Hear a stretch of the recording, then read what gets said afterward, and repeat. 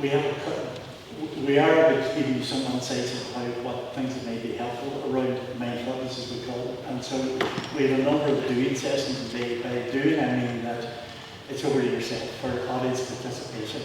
And the first person I'm going to ask to get us that is, as you see, Rutherford, who is the founder of Arc Fitness, and he will give us a wee idea about how we connect our physical fitness and our mind fitness. Okay.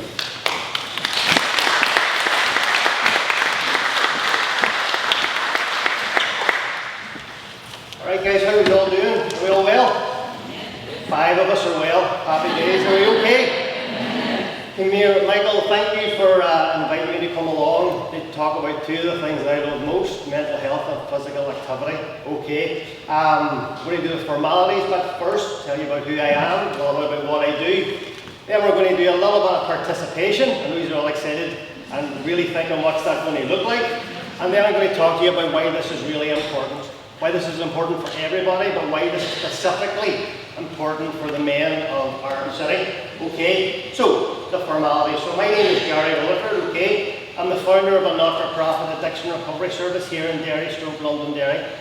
But I'm also a registered mental health nurse, an addiction nurse therapist. I'm the current Royal College of Nursing Nurse of the Year. And I'm also an individual with lived experience. I'm 11 years sober from drug and alcohol addiction, mental health issues. So I have a professional platform, I have a lived experience platform, so I kind of know what I'm talking about.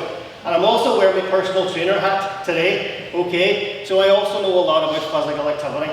And for me to get the opportunity to come and put all of these things together is really important.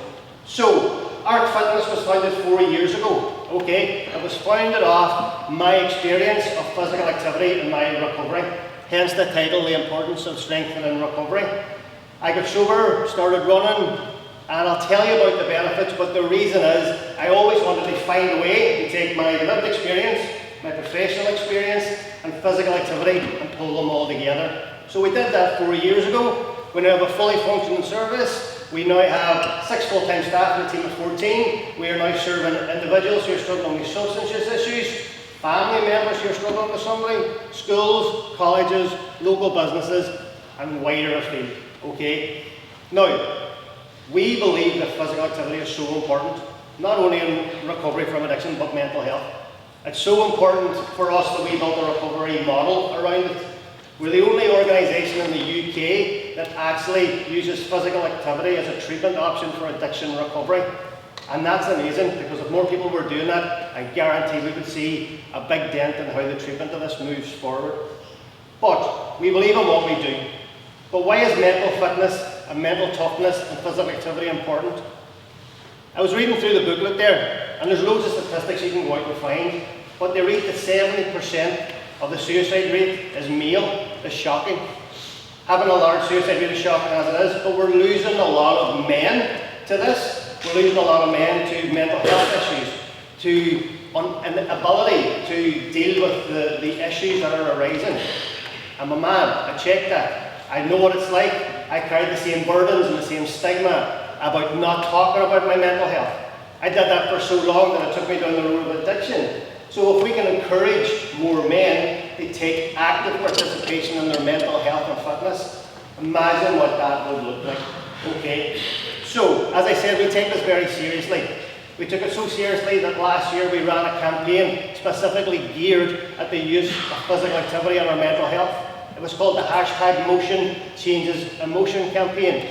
And it was to do just that. It was to look at how moving forward can change how we feel. And that the motion of doing something is better than the emotion of doing nothing. Sometimes when we struggle with our mental health, we get stuck. We don't move forward. We stay where we are. And the purpose of that was, what happens if you step forward? What happens if you engage in something? And that's the purpose of that. Now, what's the audience participation, I hear you ask? I'm going to ask everybody in the room to stand up, okay? This will not take long, if you can. If you have a medical condition that lets you off the hook, that is fine. We have a really good school of nursing here at McGee, so you're well looked after. All I'm going to ask you to do is run on the spot for 10 seconds. Not going to ask you to jump up and down. There's no burpees if you have the space. Literally, we're going to run on the spot for 10 seconds. And there's a reason for this, okay? It's not just for my personal enjoyment, alright? So, I've put the personal training hat on backwards, and we're going to do this for 10 seconds as fast as your body allows you. Everybody with me? Yeah, well, 7 people with me now, so that's better. Okay, so on the count of 3, we're going for 10 seconds. 1, 2, 3, let's go. 10, 9, 8, 7, 6, 5, we're almost there. 4, 3, 2, and thank you very much, guys. Give yourselves a round of applause. I think we lost a lot of cutlery there, didn't we? So, you're going to ask why I asked you to do that, alright? So there's 2 reasons. The first one is purely selfish, because I get to see everybody's face in the room whenever I ask them to do it. The second reason, think about how you're feeling right now, in this very second. Are you feeling the same than you were before I asked you to take part in that exercise? I guarantee that you're not. I guarantee that your heart is beating faster. I guarantee that you're maybe breathing faster. Maybe you're sweating. Maybe you've passed out. I can't see. And the reason I ask you to do that is because at its ultimate, simplistic piece is an example of how motion changes how we feel. And if we can show that, and we can show people who feel hopeless, desperate, that they can change by taking part in something, then surely that's a good thing. Okay, so thank you for that. I'm glad you all stayed all in one piece. Now, why is it important? Okay, so we all have this understanding that being fit and healthy is good for us, and we know that, and I can talk to you till the cows go home about the physical side of that. I'm a nurse, what I do, I can tell you, cardiovascularly it's great, it's good for your heart, reduces disease and all those things. But why specifically is it important for our mental health? Male or female, but mostly male obviously, because that's why we're here today. So let's take the first thing. It makes you feel good. No matter what way you look at this, research it, whatever you want, the science will tell you when you exercise and take part in physical activity, you release serotonin and you natural opiates that make you feel better. So you naturally feel good. Now imagine we were able to prescribe exercise instead of benzodiazepines or pregabalin, for example, as treatment for low-lying anxiety and depression. I think we might have a bit of a positive outcome. I think we might see less addiction, less dependence moving forward. But it feels good, and it can be free. If you have a pair of shoes and you can get outside, you can feel good. We see that on a regular basis, okay? It also relieves stress. Hands up the room who has never been stressed. There's usually one, right? So we all understand stress. Our lives are changing. Work life is changing, pressures are changing, finances are changing, okay? So we're all under stress. When we exercise, when we take part in physical activity, we release hormones that reduce the stress in our body. So there's another good reason why physical activity is good for our heads, okay? The second one, and I'll draw from personal experience here, self-esteem, self-worth and self-confidence.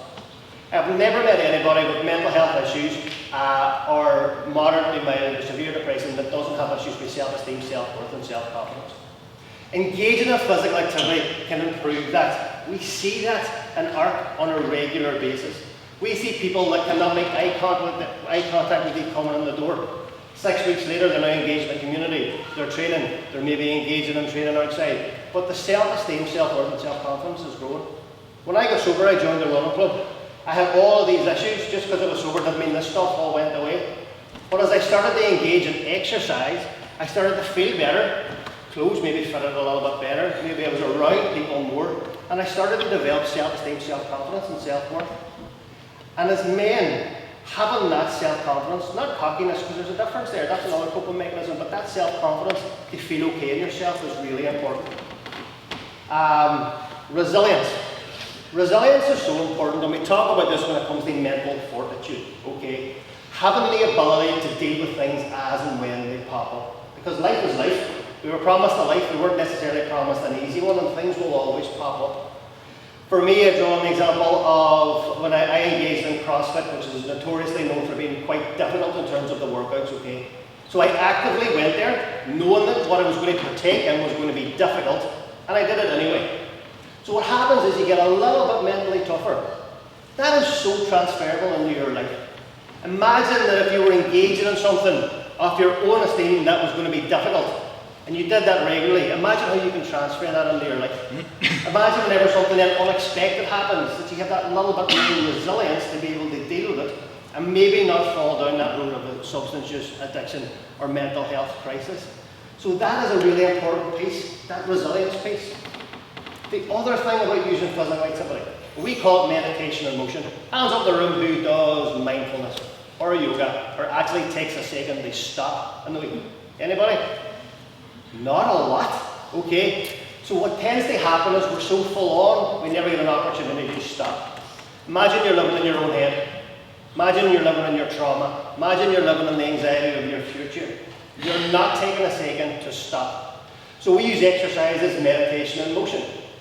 And again, examples of this where you can be a runner, for example, and you're always thinking, I need to do this as fast as I can, and I'm looking at my watch, and my heart rate monitor's on, and I need to go and do the best I can. Or you can ditch all that stuff and just go for a run. Listen, birds sound, hear your feet, listen to your breathing.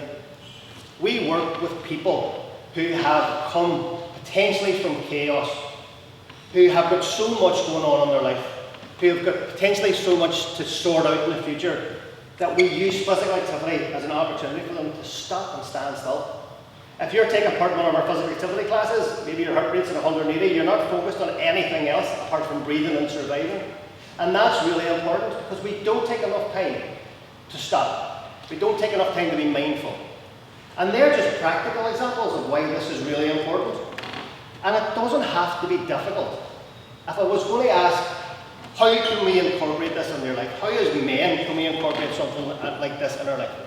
Hands up in the room who takes part in regular physical activity. No judgment, just curious. There's quite a few. Usually we put up barriers. Can't do that. Don't have time for that. I don't like that. That sounds quite difficult. We're not asking people to do really complicated things. We're asking for small, meaningful changes, and as men it's really important. So the first one, start small. Hands up who's all or nothing. Starting small is not putting on a pair of shoes and running the 3 bridges 5 days a week, right? Because you might do that for a week, or if you may even make it there, but it will not be sustainable. It has to be small and meaningful. You have to enjoy what you're going to do. And we think about physical activities going to a gym or taking part in rigorous exercise. Plain and simple, sitting down less and moving about more. That's it. Okay, make sure you start small. Make sure you find something that you enjoy. Not everybody loves running, not everybody loves lifting weights, not everybody loves swimming. But find something that you do love and stick at it. The third, be consistent. Hands up who started something, and actually not because there's people there. But like me, I have started loads of things, and I've never saw it through.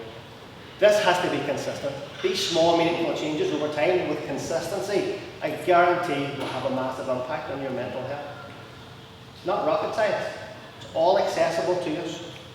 And I always add this one. Do it in community. We tend to isolate ourselves when we're struggling with our mental health. As men, I don't want to talk about it. I don't want to talk to these people. I'll deal with it myself. We try to be self-reliant. But being involved in community is really important. We don't heal in isolation, we heal in connection. We tell people that all the time. So if you struggle to do this or incorporate this, get involved in something.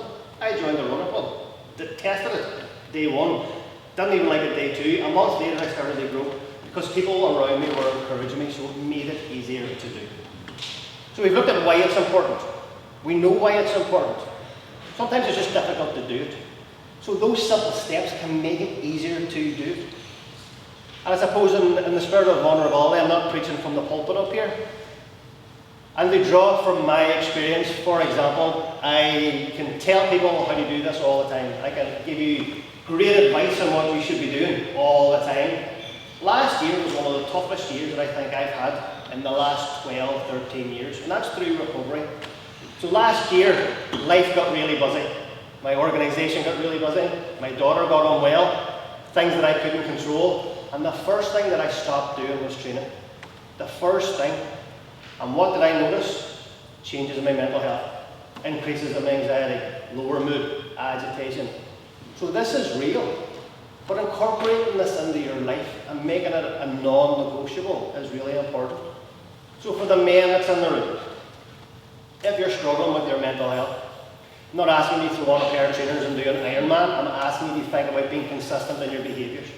I'm thinking about, let's get out and get moving. Let's get around other men and let's talk about some of the stuff that we're dealing with. Because this doesn't have to be difficult, but it can be life-changing. So it can. So I want to thank you for your time. I want to thank you for your attention. I wish Michael, I wish Men's Action Network all the best for the Manifest programme moving forward. And guys, we need to start talking more. Drop the issues, drop the fear. Stop the self-reliance and recognise that sometimes we just need to ask for help and support. So thank you very much for your time. There's no more exercise, we'll be glad to know. And I'll catch up with you all later. Alright?